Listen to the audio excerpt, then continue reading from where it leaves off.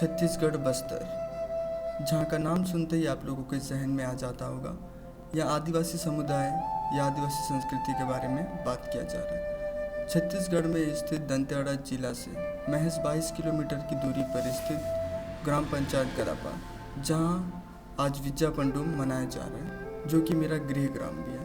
मैं सुरेश कश्यप आज आप लोगों को विद्या पंडुम का दृश्य दिखाने जा रहा हूँ। इस त्यौहार की तैयारी एक दिन पहले से प्रारंभ हो जाती है। घर की जो महिलाएं हैं वो घर में जितने पुरुष होते हैं उनके हिसाब से चावल साफ कर कर जोड़ देते हैं। उसको हम बांस से बने हुए एक टुकनी में तैयार कर ले जाया जाता है। घर से खाना खाकर सब एक जगह इकट्ठा होने के लिए तैयार हो जाते हैं। इसे कोई कॉल के थ्रू या फिर मैसेज के थ्रू नहीं, बल्कि सब समय के हिसाब से अपने अपने घर से निकल जाते हैं। अभी रात के 9 बज रहे हैं। सब इकट्ठा होकर मौज मस्ती करते हुए कुछ कुछ बातों पर चर्चा करते हैं और ये बहुत मनोरंजक विषय होता है। शंख बजा करके लोग इसकी आश्वासन देते हैं कि हम सब तैयार हैं आगे जाने के लिए। खाना बनाने की सारी सामग्री की पुष्टि करते हुए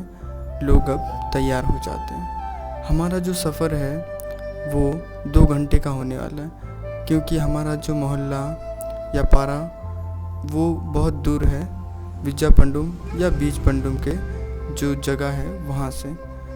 हम लोग धीरे धीरे खाली पैर चलते जाते हैं। कठिनाई से भरा रास्ता हमारे लिए बहुत ख़तरनाक होने वाला है। तो 2 घंटे का सफ़र तय कर हम लोग पहुँच जाते हैं हमारे विद्या पंडुम के जगह पर, जिसे विद्या पंडुम का स्थान या फिर विद्या मंडा भी गोंडी से कहा जाता है। लोग यहाँ आने के बाद अपने सोने की सारी तैयारी कर लेते हैं, क्योंकि सुबह से काम करना होता है। हम लोग भी अपना जो सामान रख करके सोने का जगह निश्चित कर सो जाते हैं।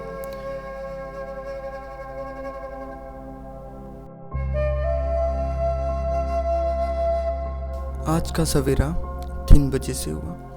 मुंह धो करके अपनी नींद को टाटा बाय बाय बोलकर हम रेडी हो जाते हैं आगे के काम के लिए।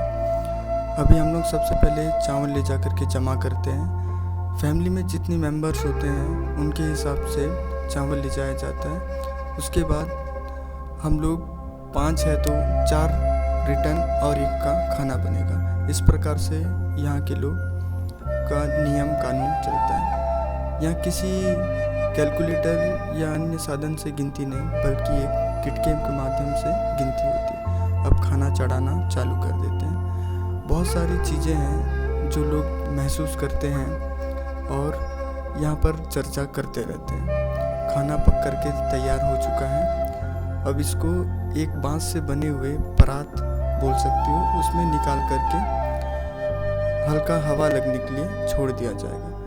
जो आगे का प्रक्रिया है खाने के साथ, वो सुबह प्रारंभ किया जाता है। यहाँ बच्चे लोग सीखने आते हैं, जो बुजुर्ग हैं वो उन्हें सिखाते हैं, मार्गदर्शन देते हैं आगे भविष्य के लिए। हम लोग सुबह सुबह चल देते हैं दतुन करने। सवेरे के 5 बजे सब लोग उठ करके फ्रेश होके दतुन करके बिना साबुन के नदी के शुद्ध पानी से नहा करके ये जो पूजा का प्रारंभिक स्टेज है उसको संपन्न करते हुए आगे खाना बंटने तक का, उसके बाद जो कार्यक्रम होने को है, आज जो त्यौहार होने को है, उसके बारे में कुछ महत्वपूर्ण चर्चा करते हुए इस दिन की शुरुआत करते हैं।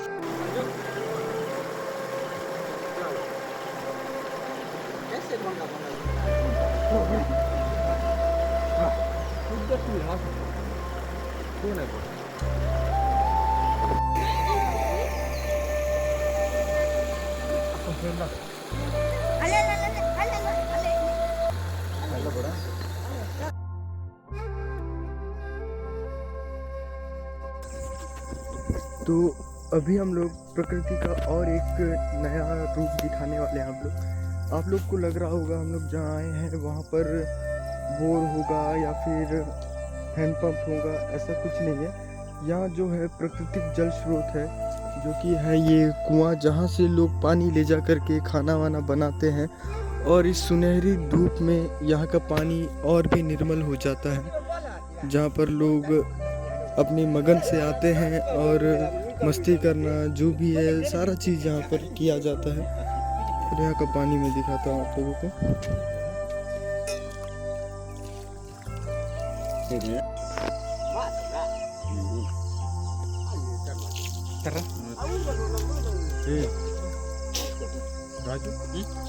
प्राकृतिक निर्मल जल का आनंद लेते हुए हम वापस चले जाते हैं विजयमंडा की ओर। ये जो लकड़ी ले जाया जा रहा है, ये लकड़ी लोग को जलाया जाता है, एक प्रकार से होलिका दहन जैसा प्रक्रिया आप लोग बोल सकते हो। यहाँ जमा किए बढ़िया लाइटर माचिस का उपयोग बिल्कुल नहीं किया जाता।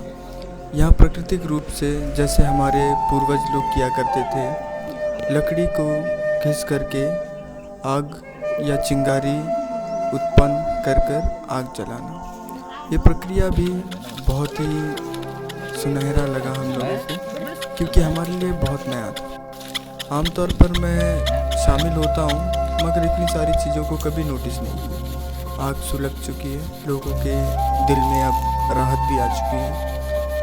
अब इस आग को वहाँ पर जलाया जाएगा। आप जो ये लोगों के हाथों में देख रहे हो, ये एक खास पत्ते, सिहाड़ी पत्ते के बने हुए दोने हैं, जिनसे हम बीज पंडुम या विद्या पंडुम के दिन खाना परोसते और खाते हैं।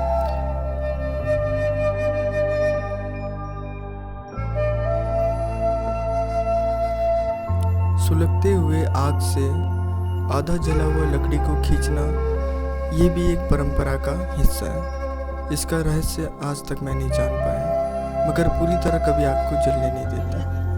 धीरे धीरे सब खाने के आसपास जमा हो जाते हैं और खाना परोसने की तैयारी कर लेते हैं।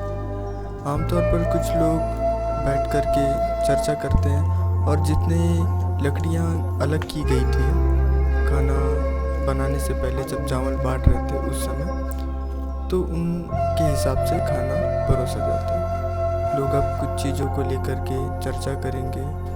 ये भी एक महत्वपूर्ण हिस्सा है हमारे पंडों का। बहुत सारी गतिविधियाँ होती है जो हर साल हमारे गांव में घटती है, तो उन सारी घटनाओं का यहाँ पर वर्णन किया जाता है, या पुनः स्मरण करके उन गलतियों को सुधारना या कुछ नई चीज़ों को ऐड करना, काफ़ी सारी चीज़ें की जाती हैं।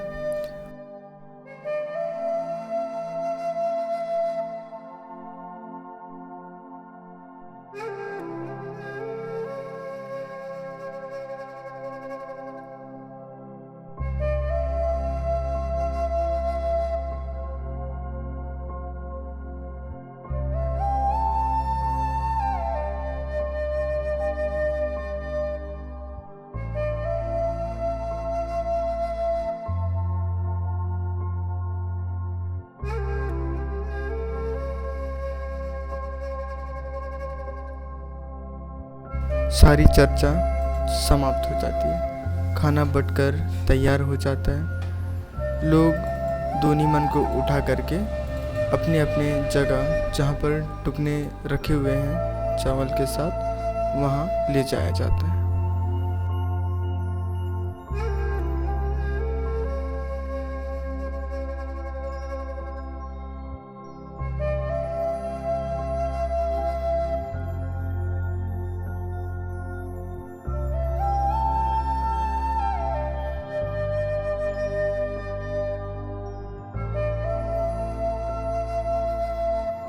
सारा चावल बटने के बाद जो खाना बच जाता है, उसको सुबह नाश्ते के रूप में या प्रसाद के रूप में सबको बांट दिया जाता है। अब शंख की ध्वनि को गूंजते हुए वापस से तैयार हो जाते हैं अपने घर वापस लौटने के लिए। सबसे पहले जो यहाँ के सियान लोग हैं, पेड़मा, पुजारी, इन लोग रास्ता दिखाते हैं। उसके पश्चात उनके पीछे पीछे हम भी निकल जाते हैं।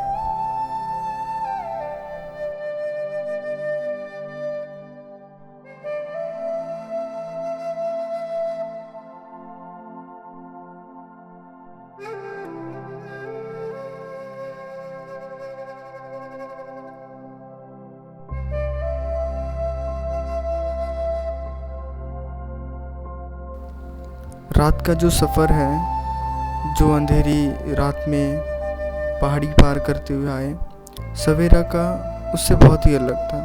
अलग सा सुकून, कंधे का जो बोझ था वो हल्का सा बढ़ चुका था, क्योंकि चावल के साथ पका हुआ खाना भी था। सफ़र कब ख़त्म होने जा रहा था पता ही नहीं चला। लोगों से बातचीत करते हुए, बहुत सारी विषयों पर चर्चा करते हुए धीरे धीरे हम सफ़र को एंजॉय करते हुए आगे बढ़ रहे थे। थोड़ी दूर जाने के बाद लोग वापस से इकट्ठा होते हैं, क्योंकि वहाँ भी कुछ विषय को लेकर चर्चा करना होता है। यहाँ हमारे पारा वाले लोग इकट्ठा होकर के आगे की रणनीति बनाते हैं। शिकार भी जाया जाता है इसके दूसरे दिन, मतलब कल आज प्रसाद का कर कल शिकार की ओर भी जाएंगे। वापस हम अपने घर की ओर धीरे धीरे बढ़ रहे हैं। जैसे जैसे घर करीब आता जा रहा है, वैसे वैसे तखान भी दूर हो रहा है। घर की जो महिलाएं हैं वो पहले से ही रेडी रहते हैं, गोबर लिपना, घर की साफ़ सफाई और भी बहुत सारी चीज़ें। माँ भी मेरी यहाँ प्रतीक्षा कर रही थी। हल्दी के पानी के साथ मेरे पैरों को धो करके मेरा स्वागत किया गया। तो फ्रेंड्स देख सकते हो, अभी हम लोग घर आ चुके हैं। चावल और जो खाना बना हुआ था उसको लेके आके यहाँ रखे हैं। अब इसको सिस्टमेटिक ढंग से रखेंगे। उससे पहले जो कि लंदा हर त्यौहार में बनाया जाता है, उसको हम लोग पहले अपने देवी देवताओं को चढ़ाते हैं, उसके बाद ही उसका सेवन करते हैं। तो अभी हम लोग वही प्रक्रिया आप लोग को दिखाएंगे।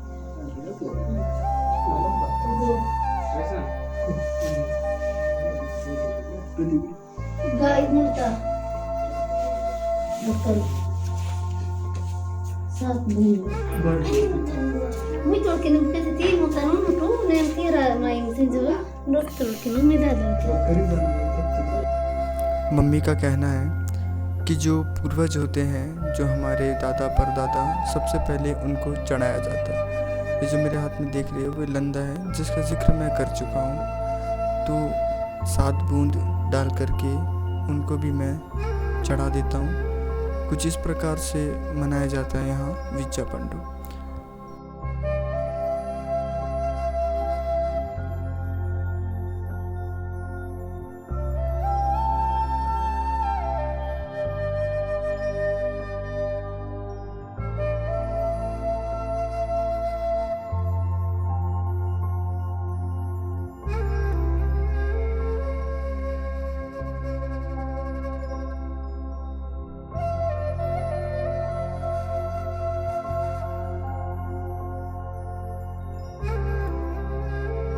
आप सब लोग देखे होंगे, बहुत सारी घटनाएं घटी, बहुत सारे किस्से हुए, बहुत सारी बातें हुई, बहुत सारी चीज़ों को देखा आप लोगों ने।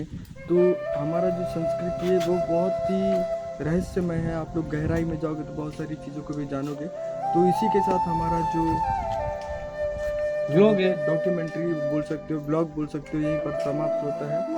तो प्लीज़ ऐसी ही वीडियो को देखने के लिए आप लोग चैनल को सब्सक्राइब करो, बेल आइकन को प्रेस करना ना भूलें। सेवा जोहार, मिलते हैं नेक्स्ट वीडियो में।